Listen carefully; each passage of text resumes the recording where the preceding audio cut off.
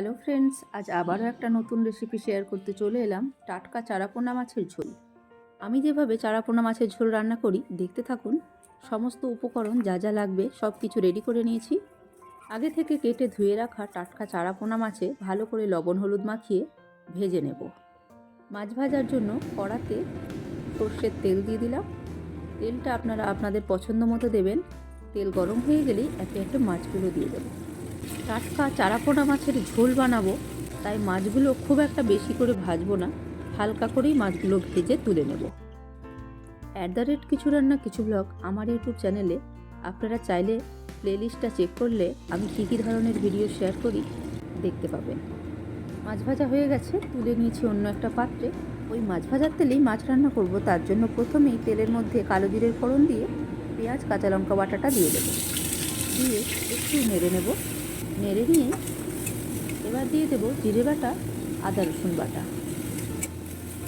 আবারও একটু নেড়ে নিয়ে এবার দিয়ে দেব টমেটো কুচি, পেঁয়াজ কলি কুচি আর ধনেপাতা কুচি।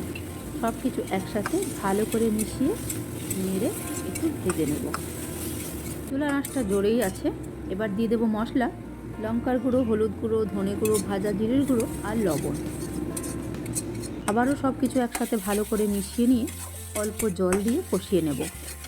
মাছের ঝোলের দুর্দান্ত স্বাদ পেতে প্রথমের এই মশলা কষানোটাই কিন্তু খুবই জরুরি। আমি মাছের ঝোল রান্নার জন্য 1 পিঞ্চ কালো জিরে, একটা পেঁয়াজ, 2টো কাঁচা লঙ্কা, অর্ধেক চামচ জিরে বাটা, অর্ধেক চামচ আদা রসুন বাটা, একটা টমেটো, অল্প পেঁয়াজ কলি কুচি, অল্প ধনেপাতা কুচি আর লঙ্কার গুঁড়ো, হলুদ গুঁড়ো, ধনে গুঁড়ো, ভাজা জিরের গুঁড়ো, লবণ।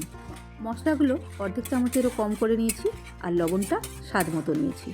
আমি যতটা পরিমাণ মাছ রান্না করছি সেই মতো আন্দাজ করে মশলা, লবণ, তেল দিয়েছি।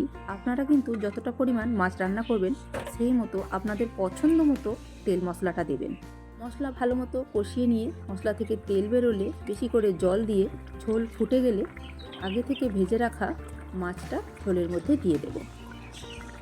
মাছের ঝোলের সাথে মাছ ভালো মতো মিশিয়ে নিয়ে ঢাকনা চাপা দিয়ে দেব। চুলার আঁচটা কমিয়ে দিয়ে মাছের ঝোলটা কিছুক্ষণের জন্য রান্না হতে দেব। এই মাছ রান্না হতে বেশি সময় লাগে না।